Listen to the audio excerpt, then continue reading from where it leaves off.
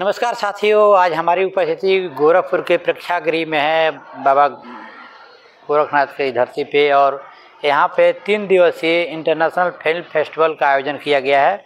और इस film festival के आयोजन में आज दूसरे दिन के सत्र में द कश्मीर फाइल्स फिल्म के डायरेक्टर विवेक अग्निहोत्री जी का संबोधन आज हुआ और काफ़ी उन्होंने शानदार संबोधन किया। और धर्म और अध्यात्म पे यहाँ पे जो चिंतन के लिए जो कार्यक्रम आयोजित किया गया है, इसमें उनका काफ़ी शानदार संबोधन रहा है और उन्होंने खुल करके धर्म और अध्यात्म के बीच का अंतर को स्पष्ट किया है।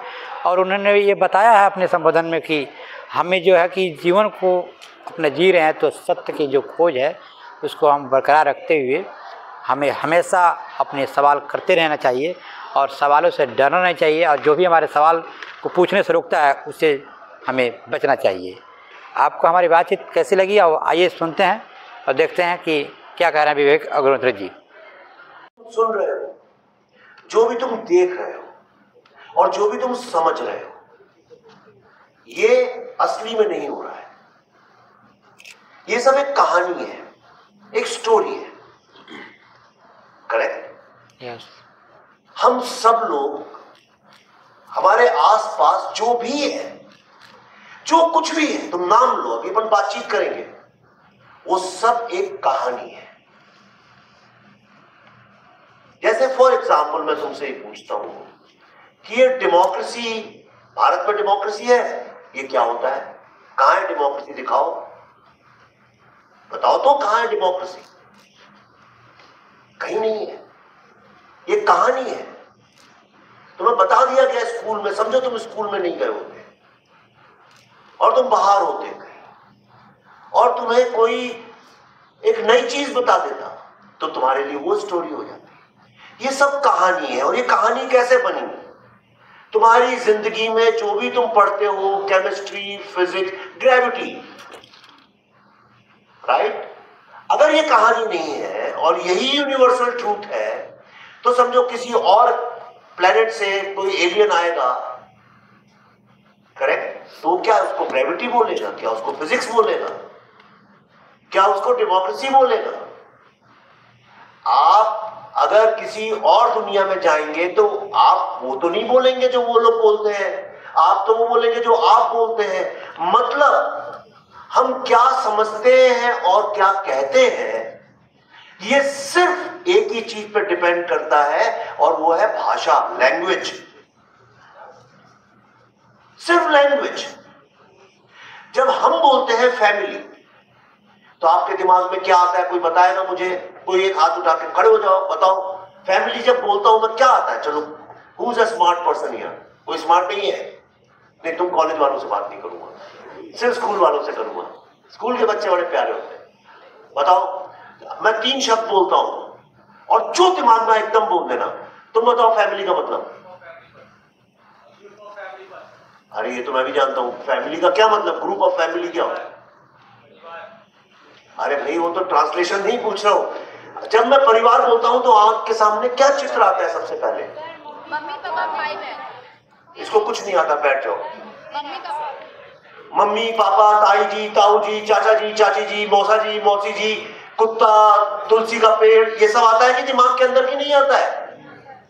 करेक्ट? अब अमेरिका में जाके किसी से पूछो, यंग लड़के से, फैमिली का क्या मतलब है? क्या मतलब है? तो कहेगा भाई family live somewhere else, my brother live somewhere else. सब अकेले रहते हैं, उनके लिए फैमिली का मतलब है कि हाँ, पैदा हुए थे इसलिए कोई रिश्ता है, लेकिन सब अलग अलग रहते हैं। आपसे पूछो तो आपको फैमिली फोटोग्राफ दिखती है। क्यों? क्योंकि आप दोनों को अलग अलग कहानी बताएंगे। अब मैं तुमसे एक सवाल पूछता हूं, दुनिया, इस शब्द से तुम्हारे दिमाग में क्या आता है? दुनिया, दुनिया, दुनिया के नाम पे ग्रैंडफादर आते हैं। ठीक है, कोई बात नहीं।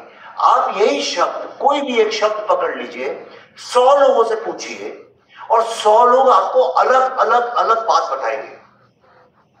बैठ जाओ बेटा। इससे क्या साबित होता है? इससे यह साबित होता है कि इस दुनिया में जो भी हम समझते हैं, जो भी हम समझते हैं किसी चीज को, वो पूर्ण सत्य नहीं है। उसका कारण यह है कि भाषा जो है, भाषा खुद पूर्ण नहीं है। एक रियलिटी है, मैंने उसको देखा, और मैंने अंदाज लगाया और उसके बारे में कुछ शब्द इस्तेमाल किए। तो लैंग्वेज हमेशा अप्रोक्सीमेट होती है, अप्रोक्सीमेट होती है। अब ये बनी कैसे भाषा, और ये कहानियां बनी कैसे? हम फिल्म बनाते हैं, नॉवेल लिखते हैं, हर चीज। जो तुम फोन लगाती हो अपने दोस्त को, अच्छा पता है तुम्हें आज क्या हुआ, कहानी है। मम्मी पूछती हो तो आज स्कूल में क्या हुआ, जो कुछ बताते हो वो कहानी है। 24 घंटे जो इंस्टाग्राम देखते हो सब कहानी, खैर वो बेकार कहानियां है पर कहानियां वो भी है, उसका तो नाम ही स्टोरीज है, करेक्ट। तो मैं आपको बताता हूं ये भाषा कैसे शुरू हुई। ये जानवर होते हैं ना, उनकी भी अपनी भाषा होती है कोई, लेकिन उनकी जो भाषा होती है वो सिर्फ सर्वाइवल के लिए होती है। मतलब जैसे भाषा देखिए क्या होती है, शब्द होना जरूरी नहीं है। अगर मैं तुमसे यो बोलूं तो क्या मतलब है इसका?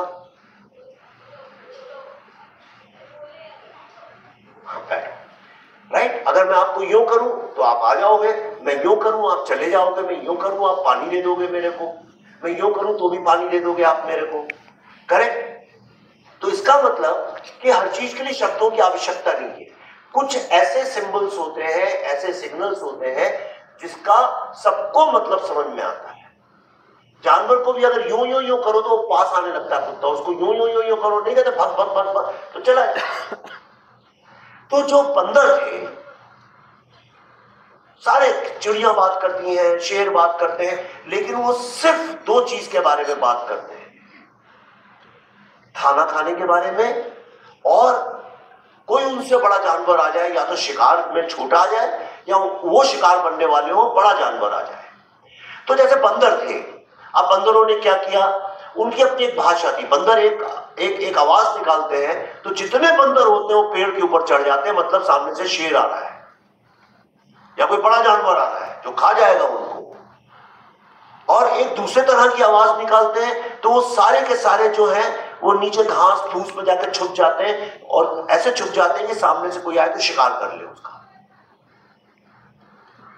अब आप ये देखिए कि जब सारे बंदर बोलते होंगे एक दूसरे से कि भाई कुछ आवाज निकालते होंगे कि, तो सब समझ जाते थे शेर आ रहा है, तो सब ऊपर चढ़ जाते थे।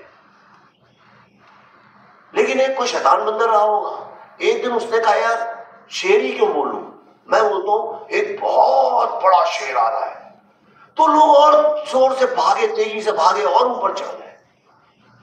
किसी और ने बोला होगा एक बड़ा मरियल सा पतला सा शेर आ रहा है, और यहां से कहानियां बनाना शुरू हुआ। और ये सत्य है, ये साइंस है, मैं भी आपको एक कहानी की तरह बता रहा हूं।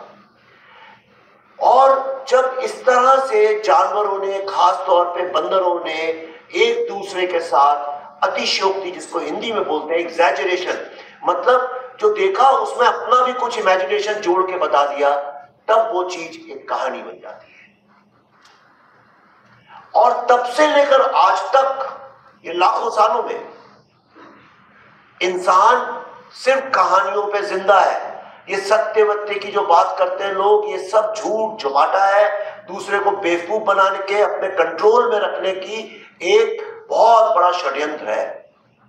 सत्य इस पूरे विश्व में कोई नहीं बता पाया, और जिसको सत्य पता चलता है वो बुद्ध बन जाता है, फिर वो संसार में रह के बकवास नहीं करता।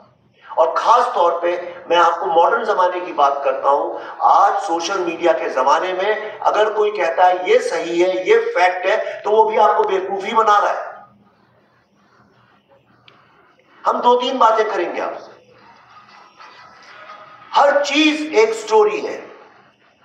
आपकी लाइफ, अभी तुम छोटे बच्चे हो, चलो यंग लोग हो, स्टूडेंट्स हो, स्कूल में हो, लेकिन तुम्हारी लाइफ, मैं सबसे पूछता हूं, अपनी लाइफ में से गॉसिप निकाल दो, सारे किस्से कहानियां निकाल दो, क्या हुआ था, कैसे हुआ था, कहां गिर पड़े थे, क्या चोट लग गई थी, किसने तुम्हें छेड़ा, किसको तुमने छेड़ा, किसको मारा, जो गॉसिप है सारी की सारी डिलीट कर दो अपनी लाइफ में से। अब बताओ जिंदगी जीने लायक बची? आदमी की जिंदगी का सम टोटल, क्या थोड़ा अंग्रेजी समझते हैं ना कुछ तो? हाँ, थैंक यू, गुड। आपकी लाइफ का सम टोटल, सब चीज को निचोड़ दोगे तो 99.9% वो सिर्फ गॉसिप निकलेगा और कुछ भी नहीं होगा, करेक्ट? तो सबसे पहले तो यह समझ लेना चाहिए कि हम सब लोग एक हमारी लाइफ में एक फिल्म चल रही है, हम सब उस फिल्म के किरदार हैं। अभी भी कैसे नहीं है, मैं खड़े होकर यहाँ बोल रहा हूँ, आप सुन रहे हैं, कैरेक्टर्स नहीं हो गए हम लोग। अभी मैं कैमरा आप पे लगा दूं, अपने पे लगा दूं, इंस्टाग्राम में रील स्टोरी बना के डालूं, उसमें आप भी होंगे हम भी होंगे, और आप दोनों को इंटरकट करता रहूं, तो लोग कहेंगे देखो ये दो कैरेक्टर्स हैं स्टोरी के। करेक्ट? तो ये सारा एक फिल्म चल रही है बहुत बड़ी। सब कुछ जो आप पढ़ते हो, हिंदू, मुस्लिम, कैपिटलिज्म, कम्युनिज्म, ये हर चीज जो है उसका पार्ट है। जैसे हम लोग सेट लगाते हैं, कभी ब्लू लाइट कर देते हैं, कभी डार्क लाइट कर देते हैं, भूत की फिल्म में डार्क लाइट कर देते हैं, रोमांटिक फिल्म में सन आ जाता है, फूल आ जाते हैं, सेटिंग चेंज हो रही है बस, बाकी सब वही चल रहा है फिल्म। और ये कैरेक्टर्स है, और अभी चलते चलते आपको वो हीरो अच्छा लगने लगा, या वो हीरोइन से प्यार हो गया, कितने अच्छे, उसका एक्सीडेंट हो गया, वो हॉस्पिटल चला गया, मर जाएगा, और सब बैठ के रोने लगते हैं। या कोई विलन आ गया और उसने हीरो को मारा और उसको लहूलुहान कर दिया, तो हम विलन से चिढ़ जाते हैं और हम दुखी हो जाते हैं। लेकिन मैं तो राइटर हूं, मुझे तो कुछ भी नहीं होता, मुझे तो पता है, मैंने ही कहानी लिखी है, देखना भी 10 मिनट बाद ये लोग हंसेंगे, और उसके बाद में जब चाहता हूं हीरो को उठाता हूं और कहता हूं लगाओ साला, मारो इस विलेन को, पकड़ के और मारता और मारो और मारो। आप सबके इमोशंस मैं कंट्रोल करता हूं, मैं मतलब जो कहानी लिख रहा है, राइट? तो जिंदगी का सबसे पहला रूल जो है, अगर जिंदगी तुमको मस्त गुजारनी है, अच्छी गुजारनी है, इन सब प्रेशर में नहीं पड़ना कि ये पढ़ाई करनी है, इंजीनियर डॉक्टर नहीं बने तो जिंदगी बर्बाद हो जाएगी, माँ बाप का क्या होगा। 99% बच्चे, एक सर्वे आप कर लो, 99 भारत में 9.5 बच्चे 10 में से 9.5 बच्चे सिर्फ इसलिए पढ़ाई करते हैं इस डर से कि अगर वो फेल हो गए तो उनके माँ बाप कितने दुखी हो जाएंगे। करेक्ट? पेरेंट्स के ही इमोशन के कारण तो इतना हम लोग मर मर के पढ़ते, वरना बताओ ये यूनिफॉर्म पहन के या बैठने की क्या जरूरत है, बाकी दुनिया में तो यूनिफॉर्म ही खत्म हो गई, आप क्या पड़े हुए यूनिफॉर्म? क्योंकि आपकी जिंदगी की कहानी कोई और लिख रहा है। चलो अभी स्कूल तक तो ठीक है। तो सबसे पहला रूल ये है, ये समझो कि कहानी कौन लिख रहा है। जहां तुम्हें यह समझ में आ गया ये कहानी कौन लिख रहा है, तुम्हारी लाइफ के 99% प्रॉब्लम सॉल्व हो जाएंगे, यूं करके सॉल्व हो जाएंगे। अगर टीचर कोई बात बोल रही है तो टीचर वो कहानी क्या लिखेगी? यही तो लिखेंगे कि भाई तुम्हारी मेरी बात सुनो, मेरी बात मानो, मेरे डिसिप्लिन में रहो, जो मैं सिखाऊं वही सीखो, मेरे दिमाग से चलो। करेक्ट? पेरेंट्स भी यही करते हैं, पेरेंट्स भी यही करते हैं कि भाई जो हम कह रहे हैं वो मानो। आप जहां जाएंगे सब आपसे यही कहेंगे जो हम कह रहे हैं वो मानो। एंड एक सेकंड में जब कॉफी पीलूंगा, मेरा गला खराब है थोड़ा। अब आप देखिए, सारे जो रिलीजियस लोग होते हैं, साधु संत और ये सब जो लोग होते हैं, ओके, आजकल तो इंस्टाग्राम पे भी साधु बन गए लोग, बस अपना एक माइक लगाते हैं, कपड़े पहनते हैं, कोई गेरुआ, कोई हरा, कोई नीला, कोई पीला, वो भी यही बोलते हैं कि जो हम बोलते हैं वही सत्य, सवाल मत पूछो, बस सिर्फ सवाल मत पूछो, जो हम बोल रहे हैं वो मानो। इस कहानी में तुम्हें कोई हीरो नहीं बनने देगा। इस कहानी में तुमको हमेशा एक साइड कैरेक्टर रखा जाएगा। ऐसे नहीं होते हीरो के दोस्त, हीरोइन के दोस्त, हीरोइन हंसती है तो वो भी हंसते हैं, हाँ हाँ हाँ, और हीरोइन रोती है तो वो भी रो पड़ते हैं। देखा होगा हिंदी फिल्मों में कैसे होता है, हीरो हीरोइन के दोस्त कैसे होते हैं, उनकी अपनी थिंकिंग नहीं, उनका कुछ नहीं है, जो हीरो बोल रहा है और हीरो के पीछे खड़े रहते हैं हीरोइन के। मेरा कहना क्या है, तो मैं आपको आज 2-4 रूल्स बताऊंगा। तो रूल नंबर 1, अगर सक्सेसफुल होना है तो नंबर 1 ये पहचानो ये कहानी कौन लिख रहा है, और फिर सवाल ये पूछो कि वो कहानी जिसमें मैं हूं वो कहानी कोई और क्यों लिख रहा है। क्यों भाई? कॉलेज के लड़के बच्चे क्या पढ़ रहे हैं आप लोग? क्या एक साथ नहीं, एक बोलो भाई, क्या मास कम्युनिकेशन? जी। क्यों पढ़ लो?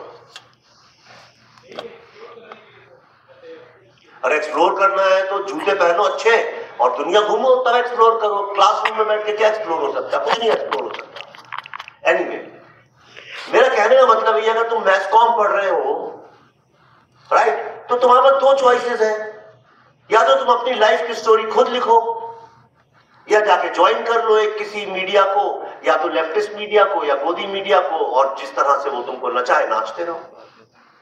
यहां से गुस्सा हो जाओ वहां चले जाना, वहां गुस्सा हो जाओ यहां जाना, इसकी सरकार हो यहां रहो, यहां से सरकार बदल जाए तो वहां चले जाओ, जिंदगी भर ये पिंग पोंग की तरह अपनी जिंदगी गुजारो। दुनिया में अधिकतर लोगों की जिंदगी ऐसे ही गुजरती है। किसी और कहानी में किसी और के साइड किक बोलते हैं जो, मतलब साइड वाले लोग, इसी तरह बनती है। बहुत कम लोग होते हैं जो अपनी जिंदगी के खुद हीरो या हीरोइन बन सके। तो रूल नंबर 2, पहला क्या था? पहचानो कि ये कहानी है क्या। तुम लोग जो बैठे हो सब यूनिफॉर्म और टाई पहन के, या मैं तुम्हें बिगाड़ने नहीं आया हूं, मुझे पता है अगर टीचर होंगे तो मुझसे गुस्सा हो जाएंगे। बिगाड़ने नहीं आया हूं, पर मैं तुमको वो सच बताने आया हूं जो तुम्हें जिंदगी में कोई बताएगा नहीं, और इसलिए मैं तुमसे सच्ची बात बताना चाहता हूं।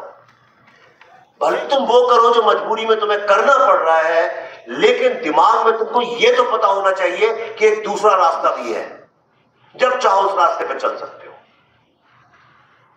अगर रास्ता ही नहीं पता, अगर अपने घर से तुमको स्कूल जाने का एक ही रास्ता अगर पता है, और कल को उस रास्ते पे कुछ हो गया, दंगा हो गया, एक्सीडेंट हो गया, तो तुम घर ही नहीं वापस जा पाओगे। इसलिए दूसरा रास्ता जानना बहुत आवश्यक है, और वो दूसरा रास्ता बताने के लिए मैं यहां खड़ा हूं तुम्हारे साथ। तो ये डिसाइड करो कि तुम्हारी जिंदगी की जो कहानी है वो कहानी है क्या। जैसे स्टूडेंट्स हैं आप, तुम्हारी सिर्फ इतनी कहानी है कि कुछ लोग ऐसा मानते हैं कि अगर तुम बहुत डिसिप्लिन्ड होगे, बहुत लॉयल होगे, और पढ़ लिख के अगर 10 में से 10 नंबर लाओगे तो तुम्हारी जिंदगी बहुत अच्छी बन जाएगी। ऐसे ही बताते हैं ना तुम्हें जी। ये तो झूठ बताते हैं तुमको। अगर जिंदगी डिग्रियों से अच्छी बनती और फर्स्ट आने से अच्छी बनती, तो इस दुनिया में तो IIT, IIM ऐसे इंजीनियरिंग कॉलेज में कोई शराब भी नहीं पीता, नशा भी नहीं करता, फ्रस्ट्रेटेड भी नहीं होता, डिप्रेस भी नहीं होता, सबके पास डिग्रियां हैं। जितने ये बड़े बड़े मल्टीनेशनल कंपनीज हैं, प्राइवेट कंपनीज हैं, जहां हजारों लोग काम करते हैं, या जो IIT, IIM की डिग्री लेके यहां से अमेरिका जाते हैं, गूगल में काम करते हैं, अगर वही जिंदगी की सक्सेस होती तो उनकी लाइफ तो कितनी अच्छी होती। किसी का डिवोर्स नहीं होता, बच्चों के साथ प्रॉब्लम नहीं होते, कोई बीमारी नहीं होती, डिप्रेशन नहीं होता, शराब नहीं पीते, ड्रग्स नहीं करते, कुछ भी नहीं करते, और खुश रहते एकदम, किसी की बुराई नहीं करते। जो आदमी खुश है वो किसी के बारे में कुछ क्यों बोलेगा? जिंदगियां डिग्रियों फिग्रियों से नहीं बदलती हैं, जिंदगियां बदलती हैं एटीट्यूड से, जिंदगियां बदलती हैं क्रिएटिविटी से, जो कोई स्कूल में नहीं बनाता। इस दुनिया में शायद ही कोई ऐसा स्कूल है, 100 में से 1 या 2 होंगे, जो तुमको कभी भी ये बोले कि क्रिएटिव बनो। आपके किस टीचर ने आपसे बोला कि भूल जाओ फिजिक्स और केमिस्ट्री, क्रिएटिव बनो? नहीं बोलते। प्रॉब्लम ये है, हमको ये टाई सूट और यूनिफॉर्म पहना के, चोटियां 2 बना के, ऐसे रहो वैसे रहो, इतना डिसिप्लिन में इसलिए किया जाता है कि आप भी जब घर में कुत्ते और बिल्ली को लाते हैं उसको डिसिप्लिन करते हैं। इसलिए डिसिप्लिन करते हैं कि आपकी जिंदगी आसान हो जाए। ये नहीं जब मन आए वो खाना मांग ले, जब मन है उसे बाहर जाना है, राइट। और हम इसलिए डिसिप्लिन करते हैं कि कुत्ते का हमारी लाइफ में एक रोल है। अगर वो कुत्ता हमारा एक रोल नहीं प्ले करेगा तो हम डिसिप्लिन नहीं करेंगे, हम कहेंगे भाड़ में जाओ। इसलिए करते हैं क्योंकि इस दुनिया में जो बहुत पैसे वाले हैं, कैपिटलिस्ट लोग, उनको कमाना है बहुत प्रॉफिट, और वो प्रॉफिट तभी कमा सकते हैं जब उनके पास लाखों लाखों डिसिप्लिन, लॉयल, यस सर बोलने वाले, ओबीडियंट, ट्रेन्ड लोग हो। इसलिए आपको बचपन से वो ट्रेनिंग दी जाती है कि धीरे धीरे धीरे धीरे धीरे। आपने कभी सोचा क्या जरूरत है? भाई ये नियम कहां से बन गया कि 9 से 5 काम करना चाहिए? ये नियम आपने तो नहीं बनाया। काम करना है जब मन हो तब कर लो। आपको अगर कोई ये बोलता है कि भाई एक निबंध लिख दो, तो क्या 9 से 5 बैठ के ही लिखा जा सकता है। अगर किसी म्यूजिक डायरेक्टर से कोई बोले भाई एक चलो एक धुन बनाओ, तो क्या वो 9 से 5 ऑफिस जाके बनाएगा? दुनिया में कौन सी ऐसी अच्छी चीज है जिसको आज आप इस्तेमाल करते हैं जो 9 से 5 के बीच में बनी हो? एक चीज बताओ, ये धर्म 9 से 5 में बना था, ये डेमोक्रेसी 9 से 5 में बनी थी, ये म्यूजिक, हर चीज जो तुम्हारी जिंदगी में खूबसूरत है, वो हर चीज जो तुम पसंद करते हो, क्या वो 9 to 5 में बनी थी, 5 days a week में बनी थी?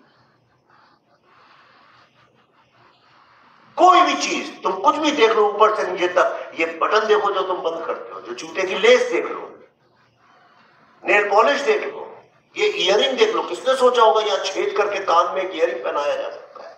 ये सब चीजें कैसे बनी? क्योंकि ये लोग किसी और की कहानी के पात्र नहीं थे, ये अपनी जिंदगी की कहानी खुद लिख रहे थे।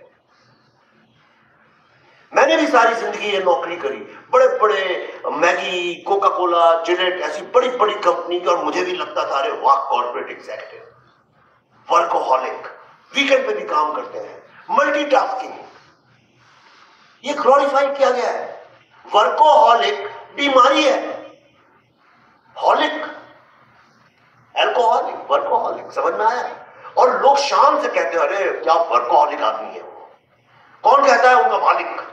तुम्हें बुरा लगता है क्या अगर तुम्हारे घर में कोई नौकर आता है सफाई करने के लिए, और उसको अगर तुम 8 घंटे के पैसे देते हो लेकिन वो 12 घंटे काम करे, 16 घंटे काम करे, तुम्हें शिकायत होगी क्या? तुम तो कहोगे अरे देखिए साहब क्या नौकर है, isn't it?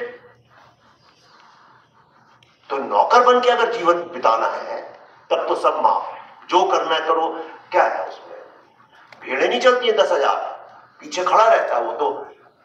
दूसरा आपको एक चीज पता है, हाथी जो होता है, आपने देखा जो बड़ा हाथी होता है वो खड़ा रहता है और वो कहीं जाता नहीं है, किसी पर अटैक नहीं करता है। कैसे होता है ये?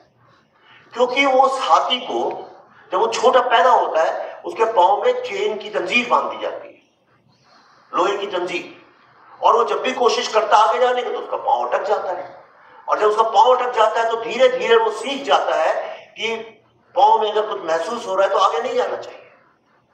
जब वो बड़ा हो जाता है, जब उस शक्तिशाली बड़ा विराट हाथी बन जाता है, तब उसके पांव से लोहे की चेन निकाल दी जाती है और उसके बदले में सिर्फ एक पतला सा धागा, जैसे कपड़े में सिलते हैं ना जिससे, ऐसा एक कॉटन का धागा बांध दिया जाता है। लेकिन उसको लगता है कि जंजीर बंधी हुई है, इसलिए वो आगे ही नहीं जाता।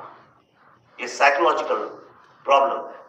इसी तरह से हम लोगों को भी बचपन से दिमागों को कंडीशन कर दिया जाता है। हमको कोई ये नहीं बताता है कि जो कुछ भी हमारे इर्द गिर्द चल रहा है ये कहानियां हैं, एंड मोस्टली झूठी कहानियां हैं। ये कुछ लोगों ने साथ में बैठ के बना ली। जैसे मोहल्ले में अगर तुम गणपति की पूजा कर रहे हो, दुर्गा की पूजा कर रहे हो, कुछ लोग बैठ के रूल बना ले अपना। हर जगह के अपने रूल होते हैं। कोई कहता है हमारे घर के तो ये नियम है। वही फिल्म नहीं, अमिताभ बच्चन कहते हैं क्या, परंपरा, प्रतिष्ठा, अनुशासन, वो उनके घर का। तो एक सेकंड,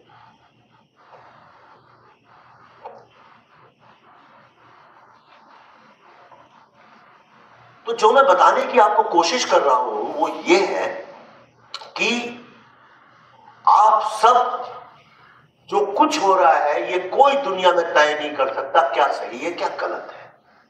अगर आप एक कंट्री में रहते हैं तो वहां के जो लॉज है उसको ना तोड़ें, उससे आप ही की जिंदगी खराब हो जाएगी।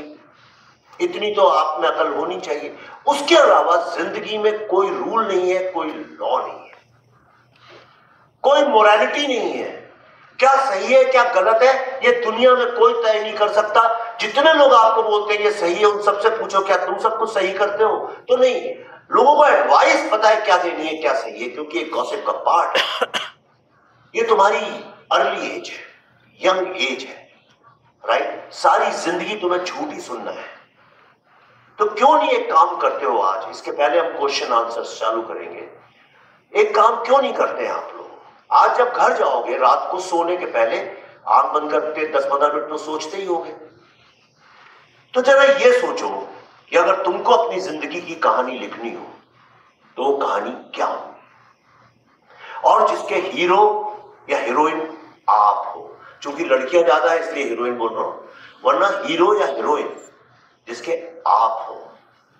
अब आप कहानी लिखो और देखिएगा वो कहानी बिल्कुल अलग होगी। और जब तक तुम्हारी कहानी में जरा भी अंश इस बात का है जो तुम्हारे टीचर्स या पेरेंट्स या दोस्त बोलते हैं, तब तक धूप में उसको सेकने के लिए, धूप सेकने के लिए आंगन में बांध दिया और बाहर आकर चबूतरे पे बैठ गए। इसी बीच उनका पड़ोसी आया और पड़ोसी ने कहा, मुल्ला यार मेरे को जरा बाजार जाना है, कुछ सामान छोड़ने, तुम्हारा गधा मिल सकता है क्या थोड़ी देर के लिए? तो मुल्ला बोले, नहीं यार वो गधा क्या है, मेरा साला आया था वो ले गया, गधा है नहीं। तो कहने पड़ोसी ने बोला, अच्छा। वो मुड़ के जाने लगा कि पीछे से गधा रैंकने लगा। तो आया दौड़ के वापस, कहला, मुल्ला तुमने तो कहा था कि गधा नहीं है, लेकिन गधा तो रैंक रहा है। कहने देखो भाई, तुम्हारे पास दो ही चॉइसेस है, या तो तुम मेरी बात मान लो या गधे की बात मान लो। किसकी बात मानोगे? तो अक्सर ये होता है कि हमें ऐसा लगता है जो आदमी पढ़ा लिखा है उसकी बात मान लेनी चाहिए, पर ऐसा कुछ भी नहीं है।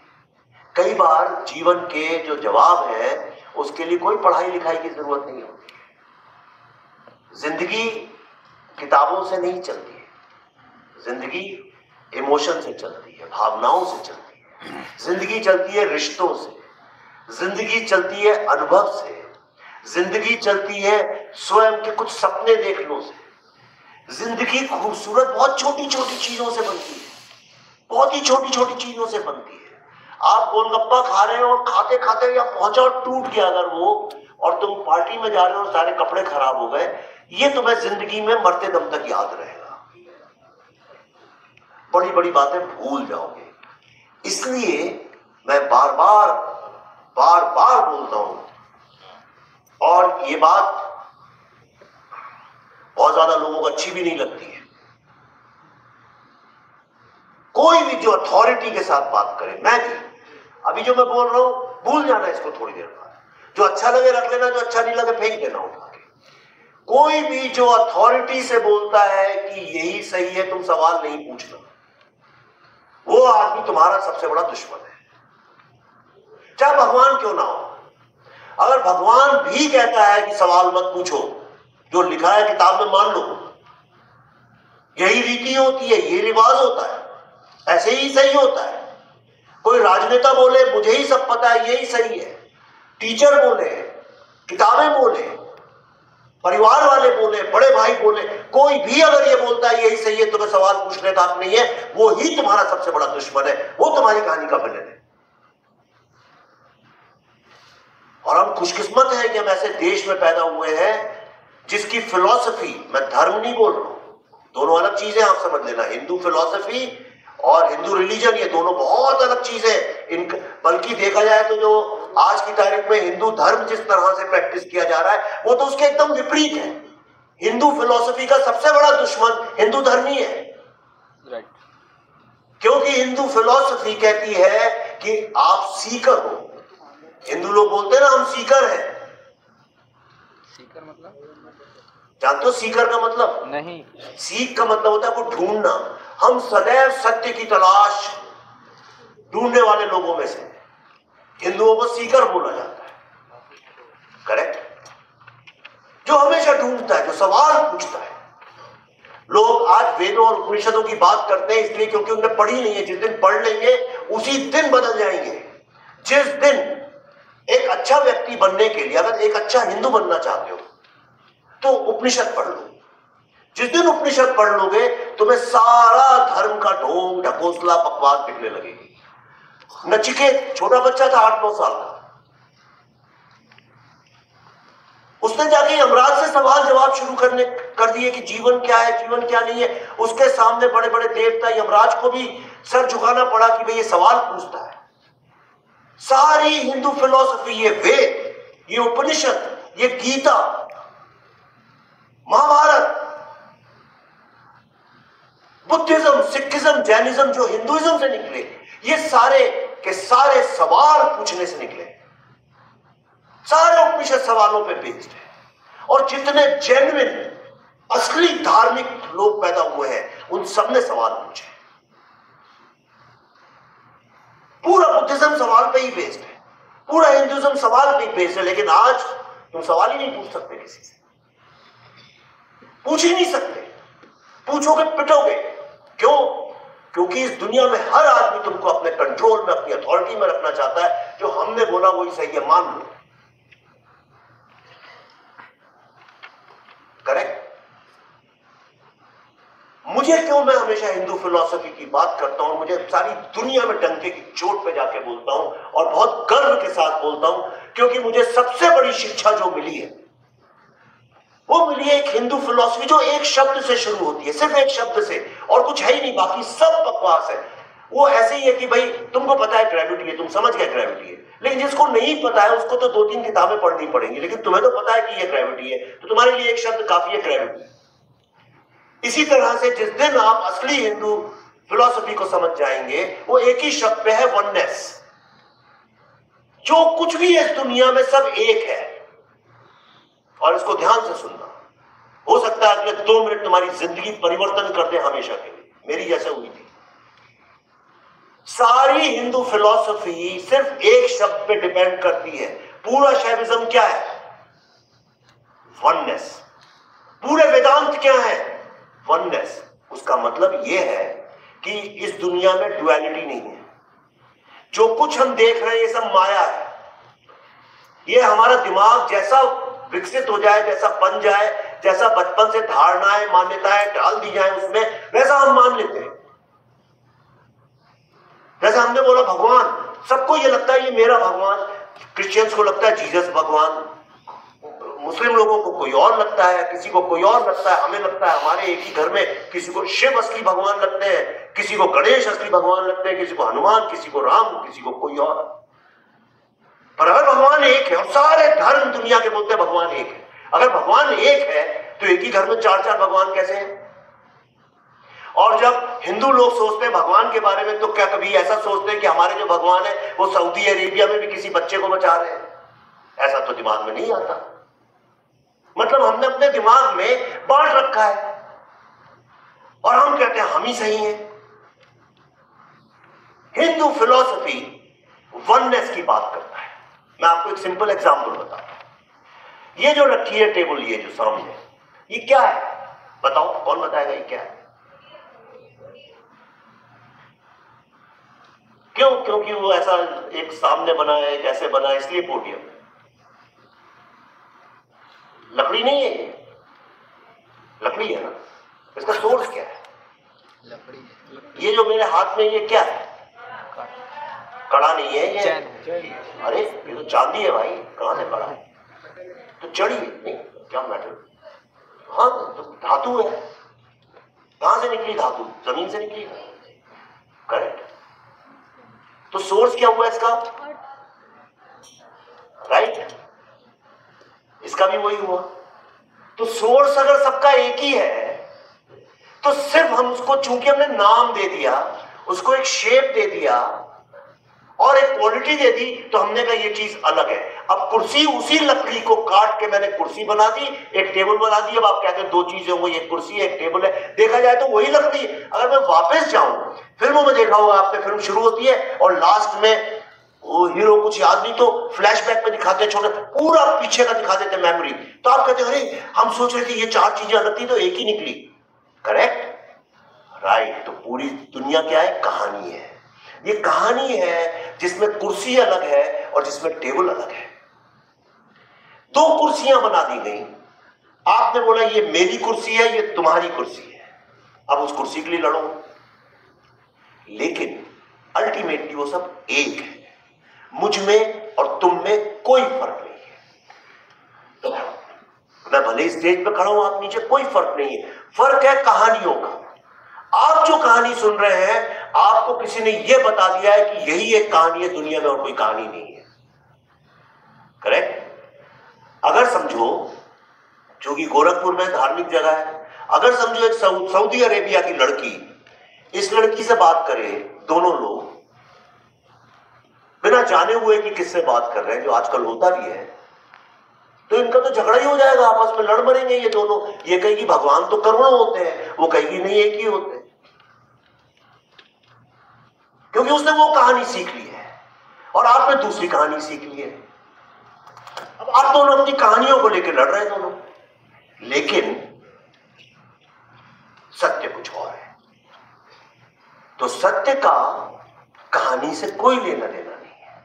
जो भी आपको बोलता है इस रास्ते चलोगे सत्य मिलेगा, वो गलत बोल रहा है। कोई रास्ता ऐसा नहीं है जो सत्य की तरफ ले जाए, क्योंकि सत्य कोई चीज या जगह नहीं है जो दूर कहीं पे है। यहीं बेवकूफ बनाते हैं ये पाखंडी लोग आपको, साधु पोंगा टाइप के जो झूठे होते हैं, झूठे मुल्ला, झूठे प्रीस्ट, झूठे साधु, यही तो बेवकूफ बनाते हैं।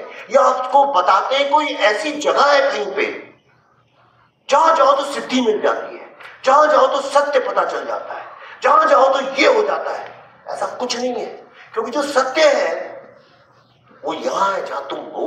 तुम ही सत्य हो। जिस दिन तुम्हारी सांसें बंद, कौन सा सत्य, कौन सा सत्य, क्या अच्छा क्या बुरा, क्या सक्सेस क्या अनसक्सेस, करेक्ट। पैसे में सुख है, ये कहानी तब तक अच्छी लगती है जब तक गलत आदमी से शादी ना हो जाए। फिर अरबपति से भी शादी हो जाए, लेकिन आदमी अगर कमबख्त है तो वही आपको बुरा लगने लगता है पैसा। आपको एक तरफ वो लोग भी मिल जाएंगे जो पैसे की बड़ी तारीफ करते हैं, और ऐसे भी मिल जाएंगे जो दरिद्रता की भी तारीफ करते हैं। कहते हैं साहब देखो गरीब आदमी कितना भी गरीब हो लेकिन रात को सोता है तो चैन से सोता है। झूठ है ये सब। कभी उससे पूछा वो कितने चैन से सोता है? पूछो उसे ठंड में जब वो फुटपाथ पर पड़ा रहता है क्या चैन है उसको? आइए कभी हमारे गरीब खाने में। ये गरीब तो कभी नहीं बोलता ऐसी बात, रईस लोग बोलते हैं। देखा है आपने? Yes sir. गरीब कभी नहीं बोलता आइए हमारे गरीब खाने में। जो अरबपति होगा, करोड़पति, साहब आइए तो कभी हमारे गरीब खाने में। झूठ। लोग कहते हैं हमें गरीब पे बड़ी दया आती। गरीब पे किसी को दया नहीं आती। अगर इतनी दया आती होती तो इस दुनिया में 90% गरीब कैसे होते? अगर इतनी दयालु है ये दुनिया, इतनी दयालु है कि गरीबों पे इतनी दया करती है, तो मुझे एक बात बताइए कि इतने गरीब हैं क्यों फिर? ये दया किस काम की जिससे किसी का फायदा नहीं हो रहा? ये झूठ है, ये कहानी है। हम जो कुछ कर रहे हैं इस देश के युवा और बच्चों के भविष्य के लिए कर रहे हैं। हर नेता, मैं जब से पैदा हुआ हूं मैं सुनता आया हूं, हर नेता, गली कूचे का नेता, देश का नेता, इंटरनेशनल नेता, सब लोग यूथ और औरतों की बड़ी बातें करते हैं, महिलाओं की बहुत बात करते हैं। कौन करता महिलाओं की बात? आदमी करते हैं, औरतें बहुत कम करती हैं। ये मेल लीडर्स होते हैं, वही औरतों की ज्यादा बात करते हैं। और जितना आदमी बुढ़ा होता जाता है उतना ज्यादा बच्चों की बात करने लगता है। देश का भविष्य इनके हाथ में। देश का भविष्य बच्चों के हाथ में कैसे, जब सत्ता आपके हाथ में?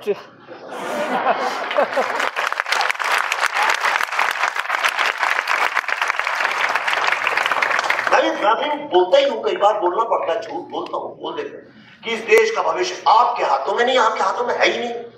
कोई चाहता भी नहीं आपके हाथ में आए, कोई नहीं चाहता आपके हाथ में आए। कितने यंग लोग आज भारत की राजनीति में, कितने यंग लोग अमेरिका की राजनीति में। 80 साल का आदमी तो प्रेसिडेंट बना है अमेरिका का।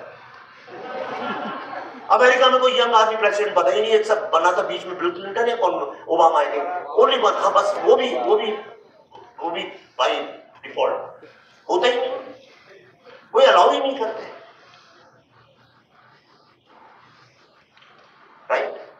मैं किस्सा बताता हूं। मैं कंपनी में काम अमेरिका में करता था, बहुत बड़ी कंपनी थी, पुराने टाइप की, और उसका जो बोर्ड ऑफ डायरेक्टर था, बोर्ड ऑफ डायरेक्टर जो होते हैं टेबल में बैठ के बुढ़े लोग सूट पहन के, तो वो सब बुढ़े थे और फैमिली टाइप का था। जैसे फोर्ड कंपनी है, रॉकेफेलर है, इस तरह की कंपनियां हैं, तो वो थोड़े बुजुर्ग टाइप के लोग थे बहुत सारे।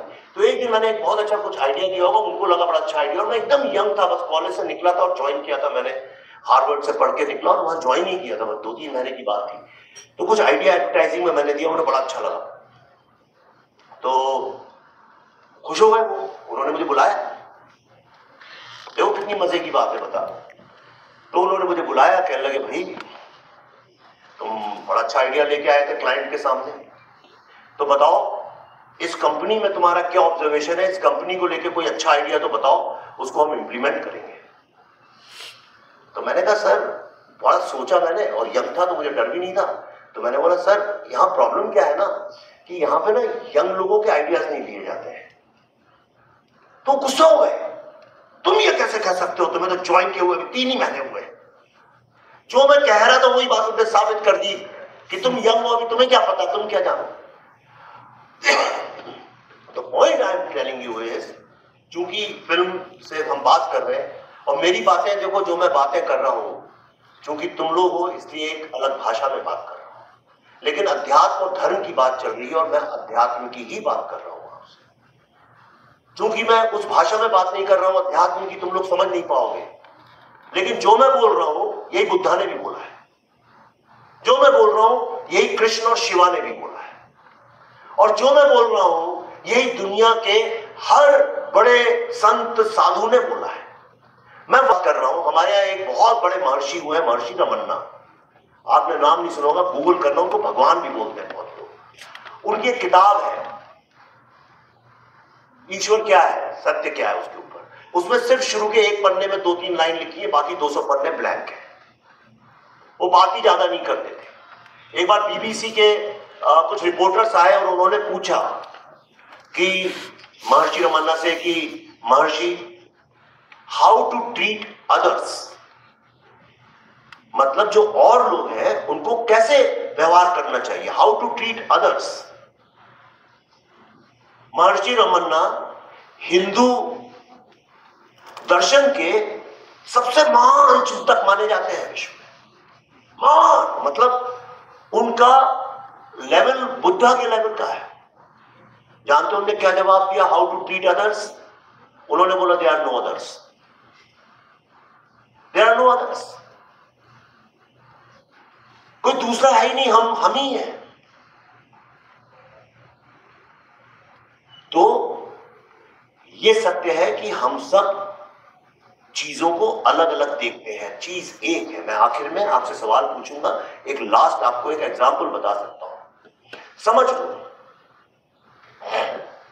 समझ लो कि एक दीवार है, उसमें 3 खिड़कियां हैं, ठीक है, और एक सांप निकल रहा है वहां से, सांप निकल रहा है या जिराफ निकल रहा है, कोई बड़ा एक जानवर निकल रहा है, समझ लो सांप निकल रहा है, करेक्ट। और 3 लोग तीनों खिड़कियों से एक बार में एक ही खिड़की देख सकते हैं।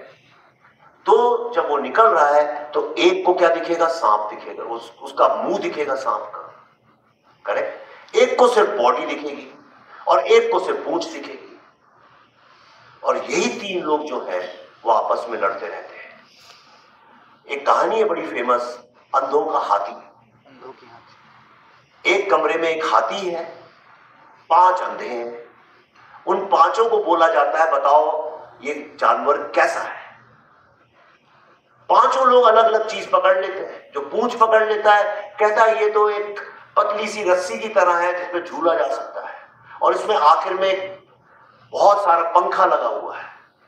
एक आदमी उसका पांव पकड़ लेता है, वो अंधा, तो वो बोलता है कि अरे ये तो बहुत बड़े बरगद के पेड़ की तने की तरह से है। एक सूंड पकड़ लेता है, वो कहता है अरे ये तो एक झूला है, इसमें तो ऊपर नीचे कहीं भी जाया जा सकता है। एक कान पकड़ लेता है, कहता है ये बहुत बड़े पंखे की तरह है, इसमें एक बार पंखा चलता है तो इधर से लोग उड़ जाते हैं, उधर चलता है उधर।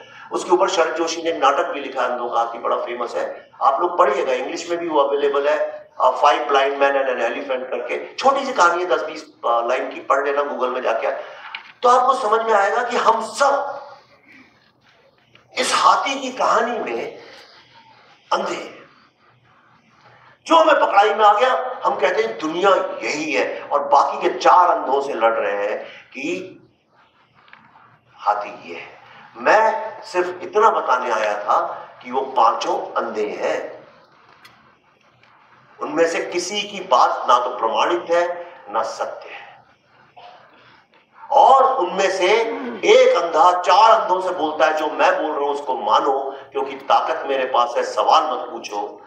वही आपकी कहानी का सबसे बड़ा विलन है। जब तक 5 अंधे ये मानने के लिए तैयार है कि हम 5 अंधे हैं, तब तक कोई समस्या नहीं है। जहां कोई एक आदमी कहता है कि मैं जानता हूं हाथी क्या है, उस आदमी से हमेशा दूर रहो, क्योंकि सवाल पूछना ही जिंदगी जीने का सही तरीका है। कुछ भी जानने का वही सही तरीका है। अपनी खुद की कहानी लिखने का वही एकमात्र तरीका है। कीप आस्किंग, और मरते दम तक you have to have a mantra. मैं हमेशा लिखता हूं, आई डोंट नो। कोई शर्म नहीं आनी चाहिए ये बोलने में कि मुझे नहीं पता। अगर नहीं पता तो इसका फायदा ये है कि पता चल जाएगा। लेकिन अगर पता चल चुका है तो तुम्हें तो फिर दुनिया का अंत हो गया। तो मानने वाले मत बनो, जानने वाले बनो, और इस मंत्र को लेके आगे बढ़ोगे, हमेशा सक्सेसफुल।